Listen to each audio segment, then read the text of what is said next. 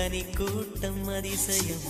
வண்ணத்து பூச்சி உடம்பில் ஆவியங்கள் அதிசயம் துளை செல்லும் காற்று மெல்லிசையாதல் அதிசயம்